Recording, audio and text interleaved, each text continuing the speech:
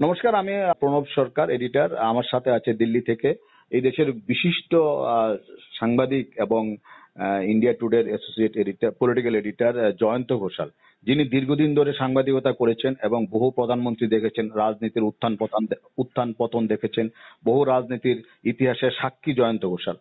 জয়ন্তদা, শুনতে পাচ্ছেন? হ্যাঁ হ্যাঁ। না, আমি আপনাকে মানে জানতে চাই যে আপনি তো প্রধানমন্ত্রী নরেন্দ্র মোদীকে খুব কাছে থেকে দেখেছেন। আমরা কালকে দেখতে পাই একটা সোশ্যাল মিডিয়াতে, মানে উনি একটা টুইট করেছেন, আমরা দেখতে পাই, আমি পড়লাম যে উনি কিভাবে সময় কাটান। আপনি কি বলবেন যে প্রধানমন্ত্রী নরেন্দ্র মোদী মানুষ হিসেবে কিরকম? না দেখুন, উনি নিজের এখন মানে কাজ ছাড়া আর কিছুই জানেন না, এটুকু বলতে পারি। মানে ওনার জীবনে এই মুহূর্তে আমার তো মনে হয় যে নরেন্দ্র মোদী যদি আজকে প্রধানমন্ত্রী না থাকতেন, অন্য কেউ প্রধানমন্ত্রী থাকতেন, তাহলে এইরকম ভাবে 24x7 সময় দিয়ে এইরকম একটা ভয়ঙ্কর ভাইরাস বিভ্রাট এবং করোনা যুদ্ধ সেটা এইভাবে সামলানো, তার কারণ উনি কিন্তু ঘুম থেকে উঠে করোনা নিয়ে এখন ভাবছেন, করোনা ম্যানেজমেন্ট যেটাকে বলে, এবং রাত্রিবেলা শুতেও যাচ্ছেন। মানে কত যে ভিডিও কনফারেন্সিং করছেন, কত স্কাইপ করছেন, লোকে জানতেও পারে না। উনি খালি টুইটটা হয়তো লোকে দেখে, কিন্তু উনি যে কি ধরনের কাজ করছেন, কেননা প্রত্যেকটা ছোট ছোট জিনিস, কেননা ধরুন আমি একটা উদাহরণ দিচ্ছি, একটা হসপিটালে দুটো লোক মারা গেছে, কিন্তু মারা তো দুটো লোক গেছে, কিন্তু যেখানে হসপিটালে দুটো লোক মারা যায় সেখানে 200 লোকের ওপরে তার প্রভাব পড়তে পারে, করোনা এমনই ভাইরাসের প্রভাব। তো সেই কারণে হসপিটাল গুলোকে চিহ্নিত করে, এমনকি আর্মি হসপিটাল গুলোকেও, এবং সেখানে প্রত্যেকটা জায়গায় কিভাবে কোভিড এবং নন কোভিড দুটো সেকশন করা, এবং মানে প্রত্যেকটা ব্যাপারে এই যেভাবে যে ছোট ছোট ব্যাপার, এবং টেস্ট, এই যে বলা হচ্ছে না যে টেস্ট এখন শুরু হয়েছে একটু দেরিতে শুরু হয়েছে, এটা নিয়ে কোনো সন্দেহ নেই, কেননা আমাদের দেশে সেই ইকুইপমেন্টস গুলো অনেক ছিল না, যেগুলো কোরিয়া থেকে এসছে, জাপান থেকে এসছে, তাইওয়ান থেকে এসেছে। কিন্তু এই টেস্ট গুলো কিন্তু এমন নয় যে টেস্টটাকে যে কোনো লোক করে দিল, একটা হয়ে গেল। জিনিসটাকে তো ঠিকভাবে করতেও হবে, এবং সেটাকে ব্লাড টেস্ট করা, স্যালাইভা টেস্ট করা, এবং ওই প্লাজমা তৈরির গবেষণা চলছে চারদিক থেকে। আমি বলছি তো মানে, এবং একটা তো জিনিস উনি অ্যানাউন্স করছেন, এবং লকডাউনটা মানুষ চাইছে কিনা নাকি প্রত্যাহার করে নিতে চাইছে সেটা পর্যন্ত উনি অজিত ডোভালকে দিয়ে একটা আলাদা সার্ভে, অ্যাপার্ট ফ্রম এভরিথিং, চুপচাপ একটা করেছেন যে গোটা দেশের মানুষ কি চাইছে। যেরকম আমেরিকাতে লকডাউনের বিরুদ্ধে কিন্তু বিক্ষোভ হচ্ছে, ওখানে মানুষ তার অর্থনৈতিক কারণে, রুটি রুজির কারণে লকডাউন তুলে দিতে বলছে। আমাদের দেশে কিন্তু গরিব মানুষের অসুবিধে হচ্ছে, কিন্তু মেজরিটি অফ দ্য ভারতীয় মানুষ তারা কিন্তু মনে করছে যে লকডাউনটা তুলে নিলে আরো বিপদ হবে। যে কারণে দেখুন না, এই যে মে মাস পর্যন্ত করা হয়েছে, কালকেও দিল্লির অরবিন্দ কেজরিওয়াল বলেছেন যে লকডাউনটা না তুলতে, এবং সেটার পক্ষে কিন্তু ম্যাসিভ রায় হচ্ছে।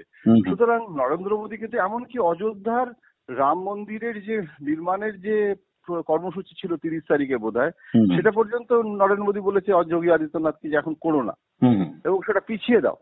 সুতরাং সমস্ত মন্দিরগুলোকে বন্ধ রাখা, এবং সেটা কিন্তু কিছুতেই খোলার ব্যবস্থা করছে না। সুতরাং এটা শুধু হিন্দু মুসলমান করছে তো লোকে, আমি বলবো এটাতে খুবই অন্যায় হচ্ছে, কারণ এটা কোনো মুসলমানদের ব্যাপারই নয়। WHO, এটা খুব একটা হাইলাইট হয়নি, বিশ্ব স্বাস্থ্য সংস্থা বলছে রমজান কিভাবে পালন করতে হবে, কিভাবে বারণ করা হচ্ছে মসজিদে যাওয়ার জন্য।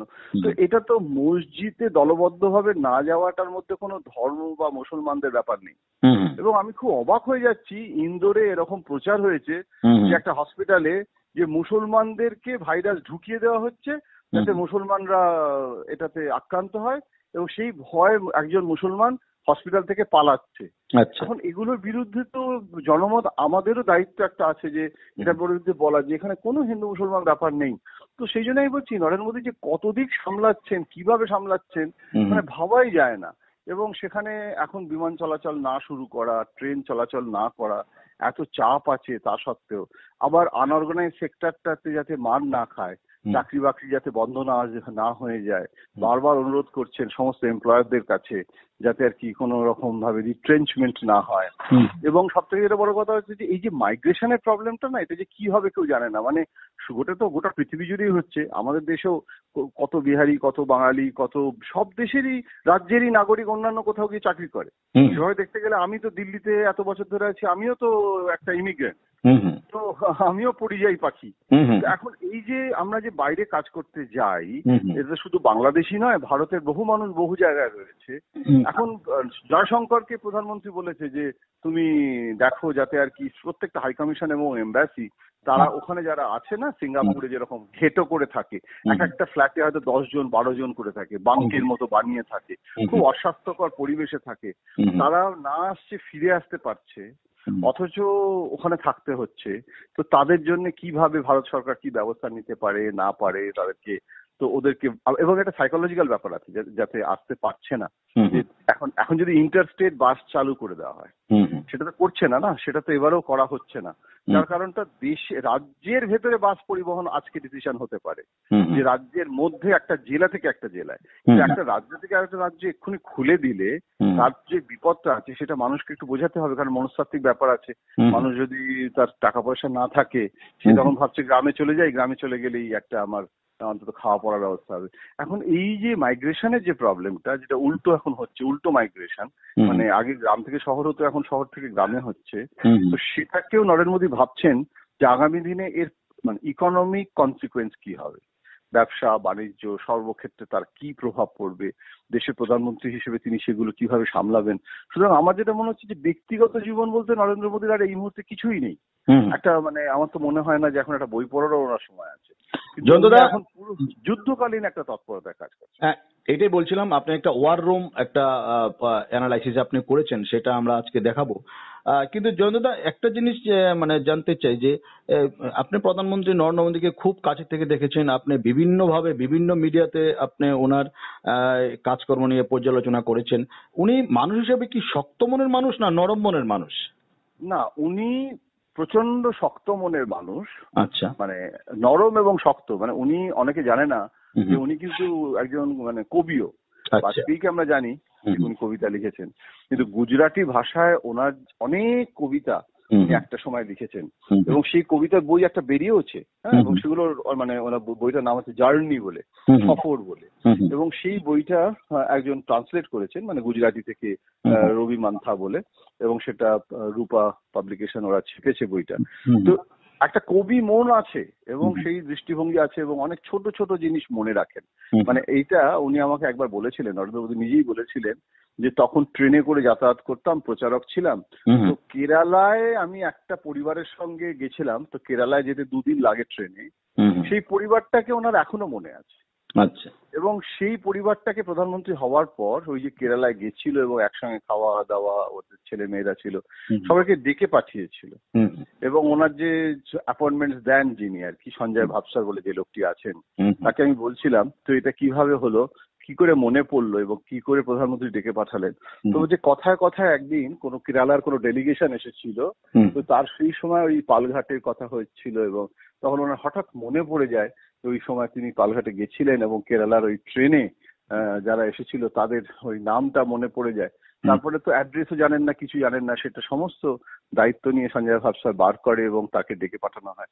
তো প্রধানমন্ত্রীর মধ্যে এরকম একটা ইমোশনাল কবি রয়েছে। আবার কিন্তু তুমি যেটা বলছো যে শক্ত ব্যাপার, সেটা উনি ভয়ঙ্কর টাস্ক মাস্টার, ভয়ঙ্কর। মানে কোন মন্ত্রী আজ পর্যন্ত 6 বছরে, হ্যাঁ, আজ পর্যন্ত কোনো দপ্তরের কোনো দুর্নীতির কথা শোনা যায়নি। আমরা মনমোহন সিং এর সময় দেখেছি কি হয়েছিল। হ্যাঁ, তো এই যে সমস্ত কত স্ক্যাম, একটাও স্ক্যাম তো হয়নি। তা কেন হয়নি? তার কারণটা মানে হাত পা কাঁপলি এখানে মন্ত্রীদের, একটা কোন রকম কিছু করার মানে কারোর কোনো সাহস। আমি মন্ত্রীদের কথা ছেড়ে দিই, আমি বলছি আমলারাও এইটার মধ্যে একটা হার্ড টাস্ক মাস্টার আছে। এই যে রাজ্য সরকারগুলোকে উনি নির্দেশ দিচ্ছেন যে যদি কেউ করোনার জন্য ভাঙে, চা খেতে আসছে দলবদ্ধভাবে, এবং তুমি বলছো যে ওরা কথা শুনছে না, অ্যারেস্ট করো, একদম অ্যারেস্ট করে জেলে ঢুকিয়ে দাও। একটা ঘটনা যদি এরকম হয় যে চা খেতে আসার জন্য ডিটেনমেন্ট করা হয়েছে, তাহলে অন্য লোকেরা ভয় পাবে।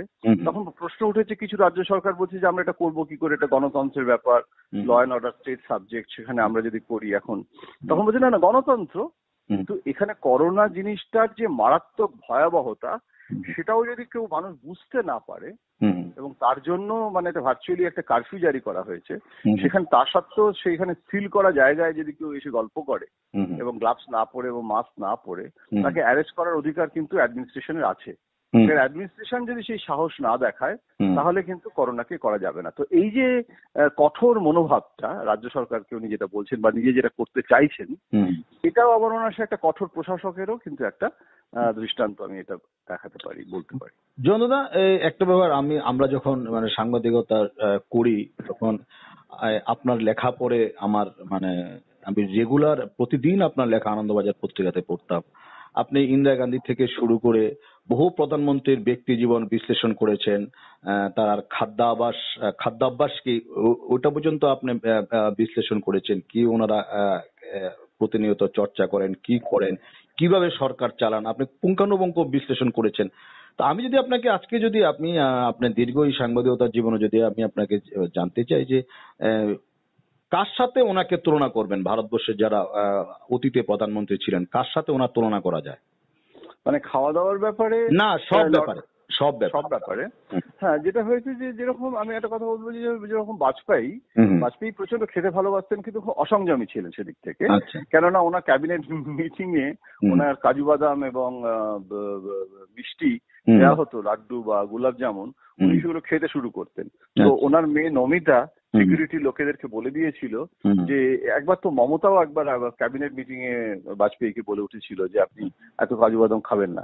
কারণ ক্যাবিনেট মিটিং এ হয় কি প্রত্যেকের সামনে কাজু বাদাম গুলো রাখা হয়, তো সেটা আমাদের সকলেরই হাত চলে যায় একটু কাজু বাদাম এমনই জিনিস সেখানে অনেক সময় অনেক সামনে রাখে না, হাত চলে যায় বলে। তো বাজপেয়ী ভীষণ খেতে ভালোবাসতেন, মুখ চলে আর কি। তো যেরকম অরুণ জেটলির চলতো সেরকম বাজপেয়ীরও চলতো। তো সেই জিনিসটা কিন্তু নরেন্দ্র মোদীর মধ্যে নেই। সেদিক থেকে নরেন্দ্র মোদী অনেকটা আডবাণীর মতো, অনেক সংযত খাওয়া দাওয়ার ব্যাপারে। খেতে ভালোবাসেন না তা নয়, কিন্তু খেতে ভালোবাসেন। উনি নিরামিষাশী, হ্যাঁ, উনি মানে ডালের তরকা খেতে খুব ভালোবাসেন। উনি যখন দিল্লিতে থাকতেন, প্রধানমন্ত্রী কেন মুখ্যমন্ত্রীও হননি, হ্যাঁ, তখন আমার বেশ মনে আছে বিজেপির পার্টি অফিসে যখন থাকতেন তখন ওনার ওই ক্ল্যারিজিয়াস বলে এখানে একটা হোটেল আছে, সেখানে উনি ধাবা বলে একটা রেস্টুরেন্ট ছিল, সেই ধাবা রেস্টুরেন্টের ওনার নিরামিষ যে লাঞ্চটা সেটা প্রচন্ড পছন্দ হতো এবং উনি ওই একটু আচার দিয়ে একটু ডাল রুটি এসব খেতে খুব ভালোবাসেন। আর উনি বেসনের ভাজা টাজা খেতেও ভালোবাসতেন। চা বা মোদি আসামিজ টি যেটা অর্থাৎ যেটা কড়া চা একটু, সেই চাটা কিন্তু বেশি পছন্দ করেন। মোদি কিন্তু একটা দার্জিলিং চায়ের ভক্ত নয়, একটু কড়া মানে দুধ দেওয়া একটু কড়া চা ভালোবাসেন। কিন্তু এখন কিন্তু উনি খুব সংযত, মানে খুব কম খান, পরিমাণে খুব কম খান, আর কিন্তু খেতে ভালোবাসেন।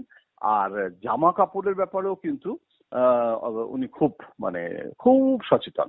মানে ওনার মতো অন্য প্রধানমন্ত্রীর মধ্যে মনমোহন সিং এর কথা ছেড়েই দিলাম, মনমোহন সিং সেদিক থেকে দেখতে গেলে না খাওয়া দাওয়ার ব্যাপারে না খুব একটা, উনি নিজের লেখাপড়া এবং এসব নিয়েই থাকতেন। মানে আমি একবার মরিশাসে গেছিলাম, তো মরিশাসে গেছিলাম, বাজপেয়ী সমুদ্র সৈকতে ঘুরলো, এ করলো, কত মজা করলো সানগ্লাস পরে। মনমোহন সিং ঘর থেকেই বেরোলো না। তো আসার সময় আমি প্লেনে জিজ্ঞেস করেছিলাম যে আপনি 3 দিন মানে সন্ধ্যের পরে কি করলেন, যখন সব মরিশাসের তো সন্ধ্যের পরে কোনো কাজ ছিল না। তো উনি বললেন যে আমি একটা বই শেষ করলাম। বললাম যে কি বই? উনি তখন বইটা আমাকে নিয়ে এসে দেখালেন যে হিস্ট্রি অফ মরিশাস। তো উনি ওখানে গিয়ে ওইটাই ওনার অগ্রাধিকার ওইরকম ছিল। তো মনমোহন সিং এর মতো ছিলেন, প্রত্যেকটা লোক এক একজন এক এক রকম হন। নরসিংহ রাওকে দেখেছি, ভিপি সিং কে দেখেছি, এক একজন এক এক রকম হন। দেবেগৌড়া প্রচন্ড আড্ডা মারতে ভালোবাসতেন লুঙ্গি টুঙ্গি পরে। কিন্তু মোদির ক্ষেত্রে যেটা বলবো ব্যক্তিগত ভাবে, যে উনি কিন্তু এমন নয় যে গল্প করতে ভালোবাসেন না তা নয়, মোদি কিন্তু প্রচন্ড আড্ডাবাজ ছিলেন। এখন প্রধানমন্ত্রী হওয়ার পর কোনো মানুষের পক্ষে তো ওই রকম ভাবে আড্ডা মারা সম্ভব নয়। তবে মোদির একটা ব্যাপার আছে, মোদি নিজের মতামত গল্প করার সময় উনি কিন্তু কম দেন, উনি কিন্তু শোনেন বেশি। He is a very good listener. বাজপেয়ীও তাই ছিল। হ্যাঁ, যেরকম আডবাণী অনেক বেশি কথা বলতেন, যেটা বুদ্ধদেব ভট্টাচার্য লিখেছেন যে আডবাণীর কাছে গেলে আডবাণীর কথাই শুনতে হতো, মানে উনি এত কথা বলতে ভালোবাসতেন এবং তার থেকে অনেক কিছু জানতেও পারতাম আমি বলে বুদ্ধবাবু বলেছেন। কিন্তু এমনকি ওই যে অনুপ্রবেশ, তারপরে উনি বলেছেন যে পাক সন্ত্রাস সে সময় পশ্চিমবঙ্গে দমন করার জন্য কিভাবে সাহায্য করেছিল আডবাণী, বুদ্ধবাবু সব স্বীকারোক্তি আছে।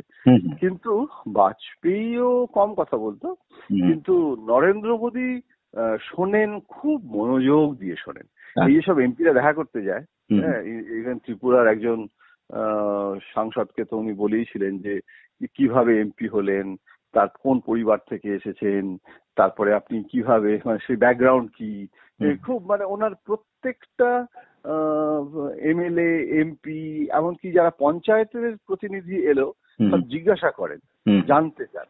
তো উনি ওনার ঘরে বসে থাকেন, কিন্তু মানে গোটা দেশের বিভিন্ন মানুষের সঙ্গে কথা যখন বলেন, এমনকি বিদেশে গেলেও জানার আগ্রহটা প্রবল। শোনা, এই কারণে উনি শোনেন খুব বেশি, এই জিনিস ওনার মধ্যে একটা রয়েছে। আর খুব ছোটখাটো জিনিসে নজর রাখেন, কি কি কি জামা পরেছে, কি লোকটা কি ধরনের ঘড়ি পরেছে, এমনকি কি পাঞ্জাবি উনি পরে যাবেন। হ্যাঁ, উনি একবার আমাকে বলেছিলেন, ঠাট্টা করেই বলেছিলেন যে আমি আজকাল এমন হয়েছে যে বিজ্ঞান ভবনে কালকে কনফারেন্সে আমি কি রঙের পাঞ্জাবি পরে যাব সেটা পর্যন্ত মানে তোমরা একটা অ্যানালিসিসের বিষয় করে ফেলেছো। মানে 15ই আগস্টে আমি স্যাফরন কালারের পাঞ্জাবি পরলাম নাকি ধূসর রঙের পরলাম, মানে গেরুয়া রঙের পাঞ্জাবি পরলে আমি বেশি হিন্দুত্ব করছি, আমি স্টিল গ্রে কালারের পাঞ্জাবি পরলে তার মানে কি নরেন্দ্র মোদী ধর্মনিরপেক্ষ হতে চাইছে? কি মুশকিল বলো তো, আমি একটা পাঞ্জাবি পরবো তাও তোমাদের ইন্টারপ্রিটেশনের বিষয় হয়ে যায়। জনদা একটা জিনিস, আপনি ভারতবর্ষের সব প্রধানমন্ত্রীর আপনি জীবনী পড়েছেন বা অনেককে আপনি কাছে থেকে দেখেছেন, যাদের দেখেননি ওদের জীবনী আপনি পড়েছেন, অ্যানালাইসিস করেছেন, পুঙ্খানুপুঙ্খ পর্যালোচনা আপনি করেছেন। আপনাকে যদি আমি বলি যে ধরুন জওহরলাল নেহরু, ইন্দিরা গান্ধী, রাজীব গান্ধী, মনমোহন সিং, অটল বিহারী বাজপেয়ী, নরেন্দ্র মোদী, ওদের মধ্যে কি কোথাও কোনো মিল আছে বা মিল আর অমিলের জায়গাটা কোথায়? যে করায় প্রশাসক হিসেবে আমরা ইন্দিরা গান্ধীকে চিনতাম জরুরি অবস্থা জারি করার পর, এখন কি ইন্দিরা গান্ধীর সাথে অনেকে মোদির একটা খুঁজে পায়, মিল খুঁজে পায়? অনেকে বলে একদম বলিষ্ঠ। আমি বলবো যে একটা হচ্ছে যে প্রত্যেকটা হিউম্যান বিইং ইজ ইউনিক, মানে একটা দুজন যমজও এক হয় না। হ্যাঁ, সুতরাং কারোর সাথে কারোর মিল সেভাবে আমি মানে তুলনা করা যায় যে কিছু ব্যাপারে মিল আছে, কিছু ব্যাপারে অমিল আছে। ইন্দিরা গান্ধীর সঙ্গে কিছু কিছু ব্যাপারে নিশ্চয়ই মিল আছে। যখন ইন্দিরা গান্ধী যখন পোখরান করেছিলেন, পোখরান 1, বাজপেয়ী যখন পোখরান 2 করলো তখন ইন্দিরা গান্ধীর কথা স্মরণ করা হয়েছিল। আজকে যখন পাকিস্তানের ব্যাপারে কঠোর মনোভাব নেওয়া হয় তখন 1971-এর কথা অনেকে স্মরণ করছেন, যে উনি যেভাবে যুদ্ধটা করেছিলেন ইন্দিরা গান্ধী। এগুলো সবই আলোচনার মানে, এবং অনেক বিতর্ক আছে এগুলো নিয়ে। কিন্তু আমি একটা কথা বলবো যে নরেন্দ্র মোদীর সঙ্গে কার তুলনা করা যাবে সেটা একটু ভেবে বলতে হবে। কিন্তু একটা জিনিস বলা যায় যে এইরকম ভাবে মাটি থেকে উঠে আসা প্রধানমন্ত্রী, কেননা গান্ধী পরিবারে যারাই হয়েছেন তারা কিন্তু একটা পারিবারিক ঐতিহ্যের পটভূমি থেকে এসেছেন। মানে নেহেরুও কিন্তু মতিলাল নেহেরুর ছেলে, রাজীব গান্ধীও কিন্তু ইন্দিরা গান্ধীর ছেলে। এখন এই যে একটা পারিবারিক লিগ্যাসি একটা এবং অভিজাত পরিবার, অর্থাৎ সেই পরিবারটা কিন্তু খুব এলিট পরিবার। নরেন্দ্র মোদীর ক্ষেত্রে প্রথম যেটা দেখা গেল যে এইরকম নন এলিট, দেবেগৌড়ার ক্ষেত্রে কিছুটা হয়েছিল, দেবেগৌড়া কৃষক পরিবার থেকে উঠে এসেছিলেন এবং দেবেগৌড়া মাস লিডার ছিলেন মানতে হবে, কিন্তু দেবেগৌড়া বেশি দিন রাজত্ব করতে পারেননি। সুতরাং খুব দীর্ঘ যে শাসন দেখার সৌভাগ্য আমাদের হয়নি এবং মেজরিটিও ছিল না, খুব দুর্বল সরকার ছিল। সুতরাং দেবেগৌড়া খুব সাকসেসফুল প্রাইম মিনিস্টার বলবো, তার জন্য যথেষ্ট সময় ইতিহাস ওনাকে দেয়নি। কিন্তু নরসিংহ রাও খুব প্রাজ্ঞ ছিলেন, কিন্তু নরসিংহ রাও অন্ধ্রপ্রদেশের দীর্ঘদিনের মুখ্যমন্ত্রী ছিলেন, কিন্তু নরসিংহ রাওর ক্ষেত্রেও কিন্তু প্রচুর দুর্নীতির অভিযোগ এসে নরসিংহ রাও সমস্ত কিছুকে ভেঙে তছনছ করে দিয়ে গিয়েছিল। তার জ্ঞান, তার ভাষা, নানা ভাষা জানা। নরেন্দ্র মোদীর ক্ষেত্রে যেটা হয়েছে যে একটা হচ্ছে যে মাটি থেকে উঠে আসা নেতা, নাম্বার 2 হচ্ছে যে উনি মাটি থেকে উঠে আসা নেতা একেবারেই যাকে বলা হয় বলা যেতে পারে দিহাতি সে অর্থে একদম। কিন্তু আধুনিক যে পৃথিবী বা আধুনিক যে জগতের যে এক্সপোজার, সেইটা সম্পর্কে সচেতন এবং সেইটাকে কিভাবে ব্যবহার করে একটা আধুনিক ভারত গড়ে তোলা যায় সে ব্যাপারে তিনি না জানলেও যারা জানে তাদের সাহায্য নিয়ে, সেটা সোশ্যাল মিডিয়া হোক, সেটা ইন্টারনেট হোক, সেটা নানান রকমের ভিডিও টেকনোলজি হোক, টুইটার হোক, এগুলো তো নরেন্দ্র মোদীর জানার কথা নয়। নরেন্দ্র মোদী তো একটা চাওলার ছেলে, সেখান থেকে সেগুলো আমি যে মানে নরেন্দ্র মোদী প্রধানমন্ত্রী হতে গেলে যে সবাইকে অমর্ত্য সেন হতে হবে তা তো নয়। কিন্তু উনি মাটি থেকে উঠে আসা দিহাতি পরিবার হয়েও ওনার যে কাণ্ডজ্ঞান, এইরকম কাণ্ডজ্ঞান মানে আমি তো মানে ভেবেই পাই না। আমার একটা ঘটনা মনে পড়ছে যে জাপানে নরেন্দ্র মোদী একবার প্রচুর গলফ কোর্স চালু করলো আচ্ছা। তখন এই গুজরাটে, তখন উনি গুজরাটের মুখ্যমন্ত্রী, তখন গলফ কোর্স চালু করলো, প্রচুর গুজরাটে গলফ কোর্স চালু হচ্ছে, এবং উনি নিজেও গলফ খেলা শিখতে শুরু করলেন, গিয়ে সমস্ত ছবি টবিও বেরোচ্ছিল। তো আমি একদিন গলফের ওই ওনার ছবি দেখে, হ্যাঁ, টুপি টুপি পরে খুব বিখ্যাত হয়েছিল ছবিটা। তো আমি নরেন্দ্র মোদীকে তখন গুজরাটে গেছিলাম, ভাইব্র্যান্ট গুজরাট হতো প্রত্যেক বছর, আমি যেতাম, মানে 2 বছরে একবার করে হতো। তখন আমি নরেন্দ্র মোদীকে জিজ্ঞেস করলাম মধ্যাহ্ন ভোজনে যে আপনি গলফ কোর্সটা এত করছেন কেন, কি ব্যাপার? তো আমাদের তো পশ্চিমবঙ্গে একটা গলফ কোর্স করবে বলেছিল, সেটাই বুদ্ধবাবু বললেন যে গলফ কোর্স করা যাবে না, করলে গরিব মানুষ বলবে আমি বড় লোকের সরকার হয়ে গেছি।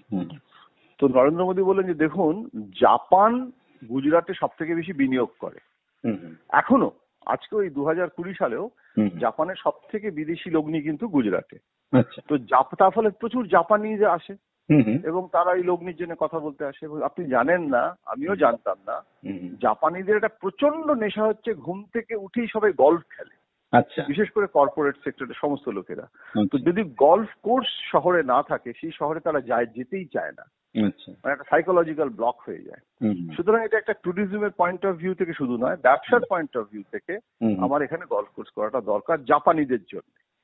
এবং জাপানিরা প্রচন্ড খুশি এবং প্রচুর জাপানিরা আসছে, এবং ওরা যখন এখানে বিনিয়োগ করছে তাহলে ওরা কি ভালোবাসে সেটাও আমাকে দেখতে হবে।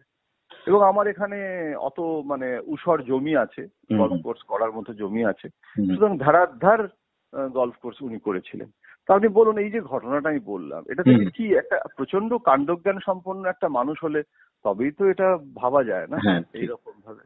জনদা, আরেকটা জিনিস, মানে আপনি তো ওনাকে খুব কাছের থেকে দেখেছেন, উনি মিডিয়া হিসাবে কি প্রিন্ট, ইলেকট্রনিক, সোশ্যাল মিডিয়া, মানে আমরা আবার কিছুদিন আগেও দেখলাম উনি সোশ্যাল মিডিয়া থেকে উইথড্র করে নিয়েছেন, এর কারণ কি? আর উনি কোন মিডিয়াকে বেশি মানে পছন্দ করেন বা স্বচ্ছন্দ বোধ করেন, এটা কি আপনার কিছু জানা আছে? এইটা একটা খুব বিতর্কের বিষয়, যে অনেকেই মনে করে যে উনি মিডিয়া ফ্রেন্ডলি নন, কেননা উনি একটাও সাংবাদিক বৈঠক, যেরকম ট্রাম্পের ক্ষেত্রেও বোধহয় অনেকে বলে, আমি ঠিক জানি না ট্রাম্প করেছে কি করেনি, প্রপার প্রেস কনফারেন্স যেটা, হ্যাঁ, সেটা উনি 6 বছরে একটাও করেননি।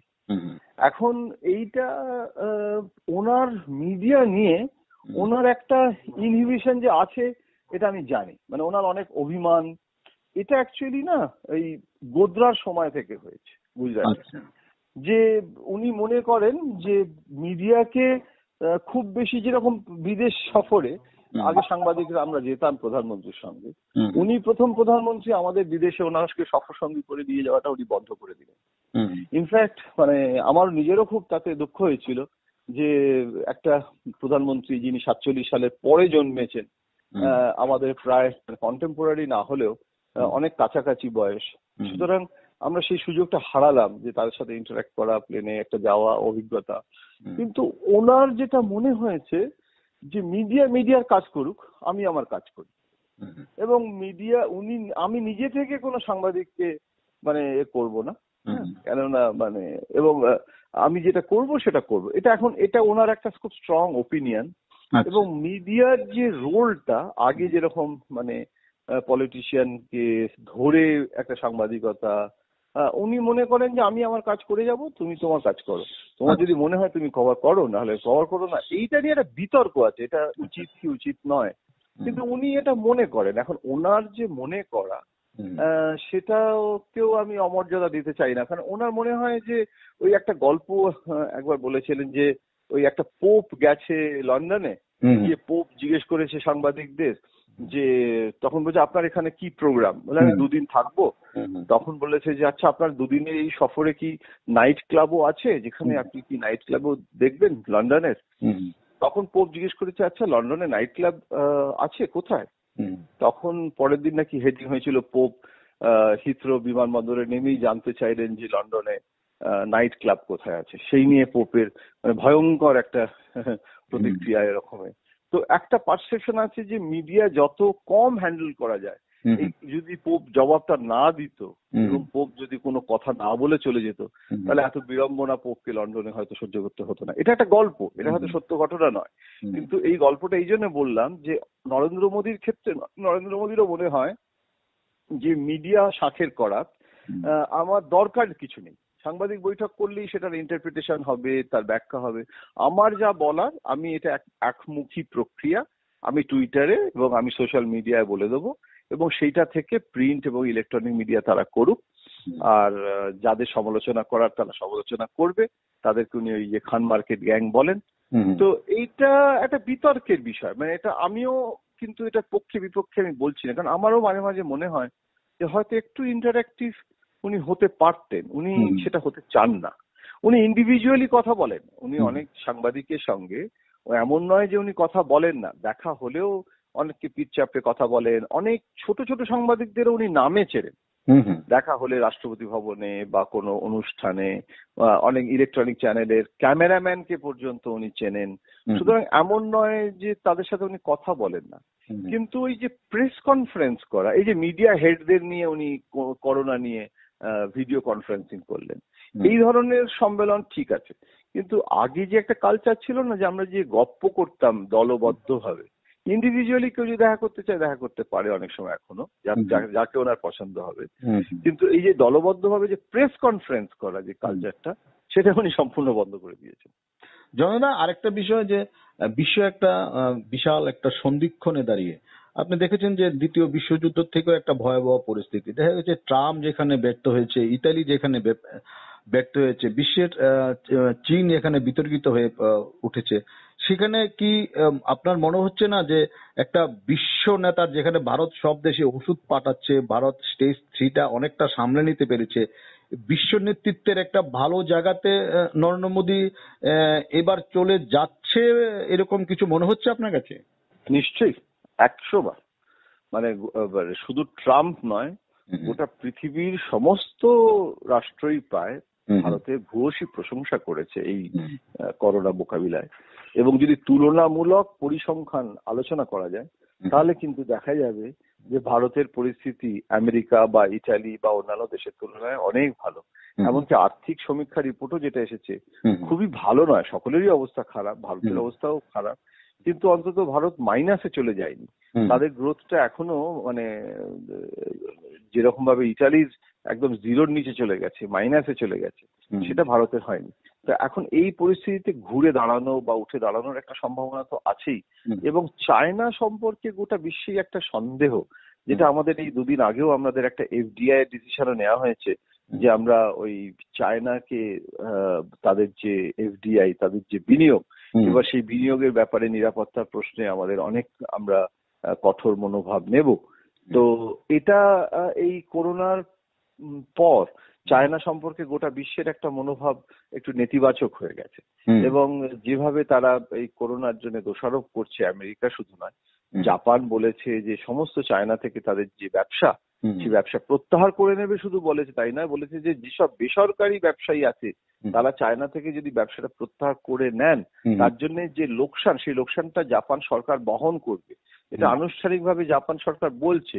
সুতরাং আমার একটা খুব সন্দেহ আছে যে চায়না যেটা একটা হুড়হুড় করে যে একটা উত্থান হচ্ছিল, আমরা বলছিলাম ড্রাগনের নিঃশ্বাস, সেই চায়নার কিন্তু একটা জোর ধাক্কা করোনা উত্তর যে বিশ্ব রাজনৈতিক পরিস্থিতি তাতে হবে, এবং তার একটা সুযোগ নেওয়ার কিন্তু সম্ভাবনা ভারতের জন্য বেড়ে গেছে, কারণ ভারত প্রতিবেশী রাষ্ট্রগুলোকে সাহায্য করছে। এমনকি এই যে ট্রাম্প যে সাহায্যটা চাইলো, যে ওষুধটা ভারতের কাছ থেকে নেওয়ার জন্য, এবং সেটা নিয়ে বিতর্ক হচ্ছিল দেওয়া উচিত কি উচিত নয়, সেটাও নরেন্দ্র মোদী অ্যাসেস করে কতটা আমাদের রয়েছে, আমাদের দেশে কোনো ক্ষতি হবে কিনা, তার জন্য 2-3 দিন সময় নিলেন উনি, নিয়ে তারপর সিদ্ধান্তটা নিলেন যে না, আমরা দেব। এবং এই ওষুধটা দেওয়ার পর শুধু আমেরিকা তো না, গোটা ইউরোপও তার থেকে দিচ্ছে সকলে। এবং এইটার ফলে যেটা হলো সেটা হচ্ছে যে আমরা একটা গ্লোবাল লিডার হিসেবে সংকটে যে পাশে দাঁড়ায়, শেষ সবসময় বন্ধু হিসেবে নেতৃত্ব দেওয়ার একটা সুযোগ পায়। তো ভারত সেটা বিশ্বর কূটনীতির ক্ষেত্রে সেই সুযোগের সদ্ব্যবহার করেছে। সুতরাং আমি বলবো যে ইউনাইটেড নেশন খুশি, রেড ক্রস খুশি, এমনকি WHO খুশি।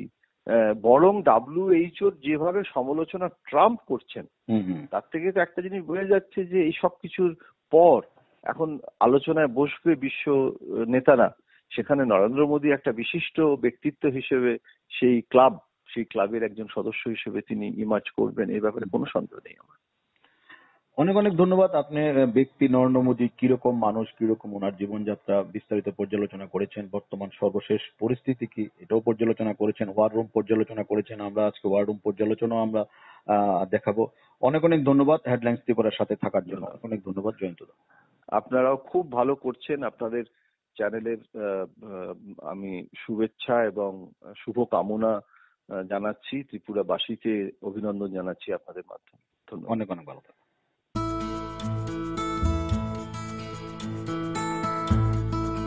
ये भी डॉक्टर पुलिस जो भगवान जैसे हम लोग कह रहे हैं, लेकिन ये भी सही बात है कि कुछ लोग हैं जो हमारे देश में अभी भी जो पुराने जो उनके जो आदत है वो राशनिंग में वो दिखाई दे रहा है।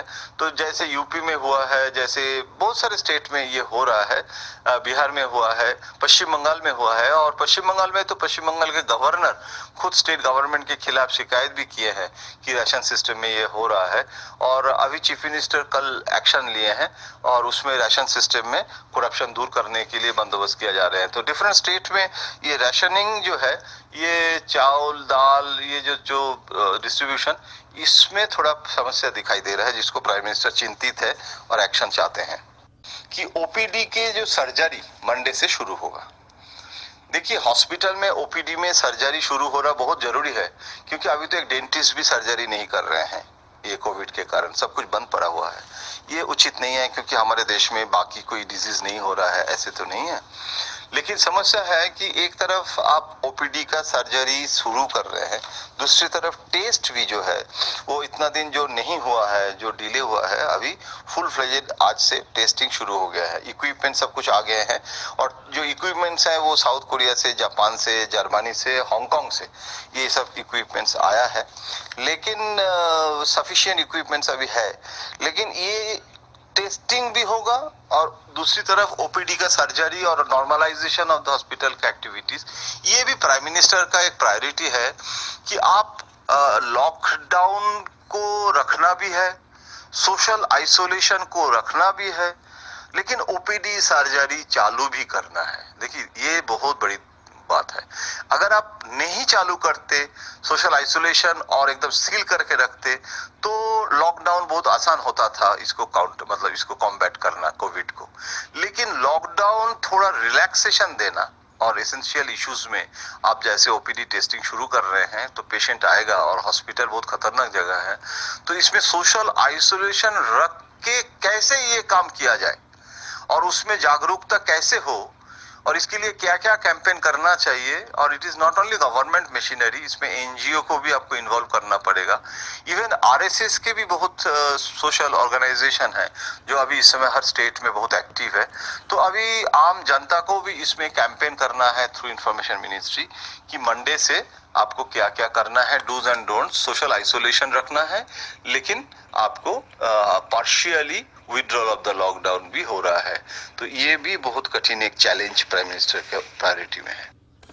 जमात का जो कंट्रीब्यूशन, ये अभी सरकार ऑफिशियली कह दिए है कि अगर जमात का ये इशू ना होते तो शायद इतना ये ना बढ़ता। लेकिन जो हो गया सो हो गया है।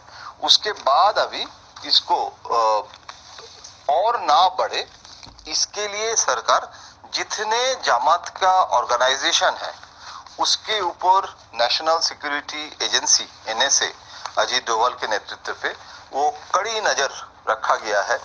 क्योंकि देखिए इंदौर में भी हम देखे हैं कि ये कैंपेन हो रहा है कि जानबूझ के मुसलमान लोगों को वायरस दिया जा रहे हैं कि मुस्लिम विक्टिम हो जाए और उसके ऊपर ब्लेम हो।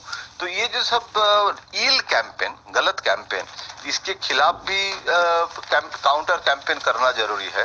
लेकिन सबसे बड़ी बात है कि जो मौलाना है, जो मौलाना के साथ सरकार के तरफ से बातचीत करना शुरू किया गया है। Even minority affairs minister Naqvi साहब ने भी कुछ मौलाना जी के साथ बात किए हैं। अजीत डोभाल तो है ही, तो बात करके मौलाना से स्टेटमेंट कराए जा रहे हैं और काफी मौलाना सीरियसली स्टेटमेंट किए हैं कि ये ऐसे अलग से नमाज पढ़ना कोई गलत बात नहीं है, एक साथ ही नमाज पढ़ना कोई जरूरी नहीं है, और ये कुरान में कोई लिखा नहीं है कि ऐसे ही करना है। और कोविड के बारे में क्यों सोशल आइसोलेशन हमारे मुस्लिम समाज के लिए भी अभी जरूरी है, ये सब जो इश्यूज हैं ये इश्यूज कर रहे हैं सरकार और प्राइम मिनिस्टर इसमें काफी इम्पोर्टेंस दिए हैं, क्योंकि अभी ये तो क्लियर हो गया है कि लगभग 80% ये जो हुआ है उसमें 30% ऑफ केसेस अक्रॉस इंडिया जो जमात के लिए हुआ है। और ये हेल्थ मिनिस्ट्री ने भी बोले हैं कि मार्कस लिंक कितना है 29.8%, जो 14,373 जो कंफर्म कोविड-19 केस है उसमें सिर्फ तबलीगी जमात का 29.8% है। तो इसीलिए अभी इस समय जमात का जो लिंक है उसके ऊपर प्रधानमंत्री अभी भी उसके जो मॉनिटरिंग सिस्टम रखा है और मौलाना के साथ बातचीत करके पॉजिटिव स्टेटमेंट इशू करना ये भी एक बहुत बड़ा काम। प्राइम मिनिस्टर अभी भी देश के जो जितने मंदिर हैं और जैसे अयोध्या का भूमि पूजा जो है और अयोध्या मंदिर के लिए जो भूमि पूजा, ये सब अभी प्रधानमंत्री जी का जो सोच है वो अभी ना करना। तो इसीलिए देखिए अयोध्या का तो भूमि पूजा जो 30 अप्रैल होने वाला था उसको डिफर किया गया है, और जितने मंदिर है वो कब खुला जाएगा उसमें लॉकडाउन। तो अभी प्रधानमंत्री कह रहे हैं कि ये अभी प्रायोरिटी नहीं है। जैसे ओपीडी का जो सर्जरी वो जितना अभी इस समय इम्पोर्टेंट है, प्रायोरिटी है। अभी मंदिर हम घर में भी पूजा कर सकते हैं, मंदिर जाना इतना जरूरी नहीं है। तो इसीलिए प्रधानमंत्री जी अभी जैसे मंदिर में और ये अयोध्या का जो भूमि पूजा और अनदर फैक्टर है जो लीकर शॉप्स, इसमें भी बहुत एक्साइज मिलता है हर स्टेट के ऊपर।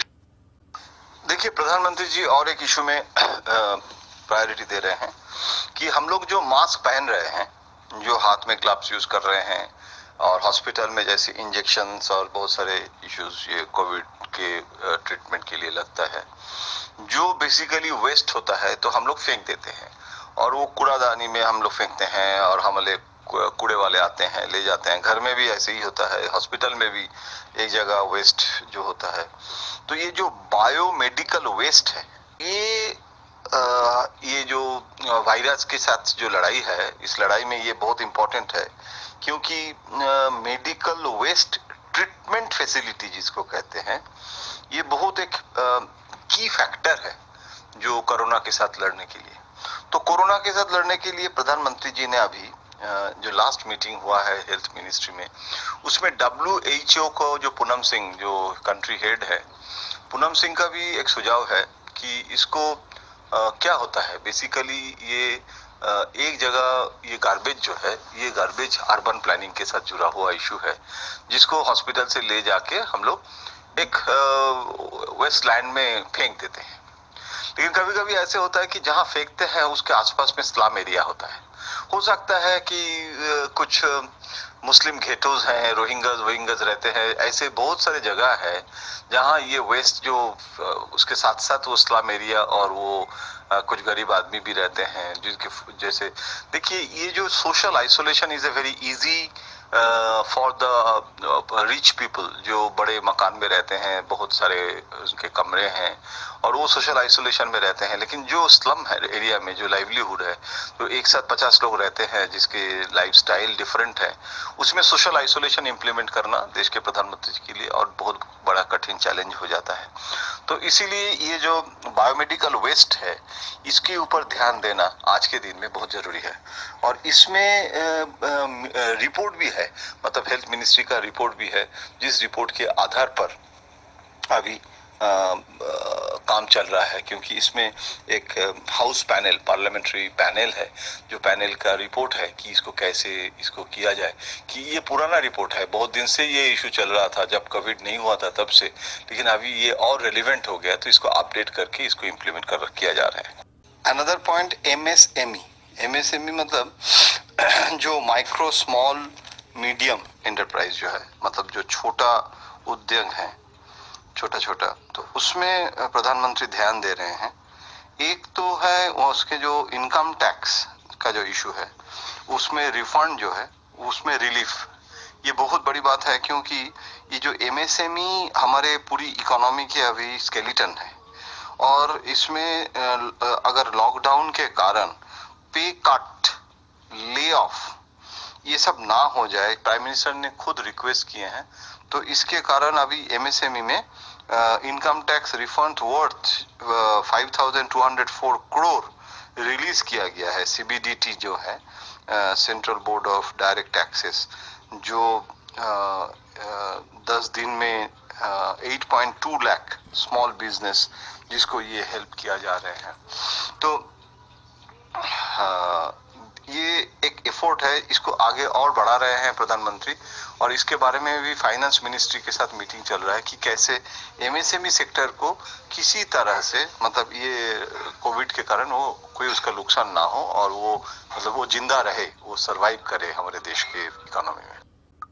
अभी एक इम्पोर्टेंट इशू है लॉ एंड ऑर्डर। देखिए, प्राइम मिनिस्टर ने बोले थे कि बहुत स्ट्रॉन्ग एडमिनिस्ट्रेशन होगा ये लॉकडाउन के समय, और जब लॉकडाउन विड्रॉ करने के इशू में भी प्राइम मिनिस्टर बहुत सेंसिटिव है। जैसे दिल्ली सीएम केजरीवाल ने भी बोले हैं कि रिलैक्सेशन नहीं होना चाहिए, बहुत सारे लोग उनको सपोर्ट कर रहे हैं। राजेश शर्मा जी भी ने भी बोले हैं कि ट्वीट किए हैं कि ज्यादा उसमें डायलूशन नहीं होना चाहिए, लॉकडाउन जरूरी है, सपोर्ट किए हैं। तो अभी प्राइम मिनिस्टर एक ओपिनियन ले रहे हैं कि लॉकडाउन को कितना किया जाए, कितना विड्रॉ किया जाए, और उसमें पब्लिक सेंटीमेंट क्या है। जैसे देखिए, America is a different country, वहाँ एंटी लॉकडाउन प्रोटेस्ट इतना बढ़ गया है यूएस में, जो ट्रम्प के लिए रीओपन करना पड़ रहा है, क्योंकि उसके चुनाव भी आ रहे हैं, और अमेरिका का कॉन्स्टिट्यूशन में चुनाव मतलब पोस्टपोन नहीं हो सकता है। तो अभी इस समय अमेरिका का स्थिति दूसरा है, लेकिन हमारे यहाँ कोई एंटी लॉकडाउन प्रोटेस्ट तो नहीं हो रहा है, ऑपोजिशन भी कोई एंटी लॉकडाउन नहीं है, और गरीब आदमी का समस्या है, क्योंकि आइसोलेशन जो है, बार बार ये कह रहा हूँ कि वो एलिट अर्बन के लिए जितना आसान है, गरीब के लिए कठिन है। फिर भी प्राइम मिनिस्टर अभी लॉकडाउन में कॉम्प्रोमाइज ज्यादा नहीं करना चाहते हैं, और अभी भी एक सर्वे करा रहे हैं कि इसके कितना करना चाहिए, कितना नहीं करना चाहिए है यूएस में, जो ट्रम्प के लिए रीओपन करना पड़ रहा है, क्योंकि उसके चुनाव भी आ रहे हैं, और अमेरिका का कॉन्स्टिट्यूशन में चुनाव मतलब पोस्टपोन नहीं हो सकता है। तो अभी इस समय अमेरिका का स्थिति दूसरा है, लेकिन हमारे यहाँ कोई एंटी लॉकडाउन प्रोटेस्ट तो नहीं हो रहा है, ऑपोजिशन भी कोई एंटी लॉकडाउन नहीं है, और गरीब आदमी का समस्या है, क्योंकि आइसोलेशन जो है, बार बार ये कह रहा हूँ कि वो एलिट अर्बन के लिए जितना आसान है, गरीब के लिए कठिन है। फिर भी प्राइम मिनिस्टर अभी लॉकडाउन में कॉम्प्रोमाइज ज्यादा नहीं करना चाहते हैं, और अभी भी एक सर्वे करा रहे हैं कि इसके कितना करना चाहिए, कितना नहीं करना चाहिए।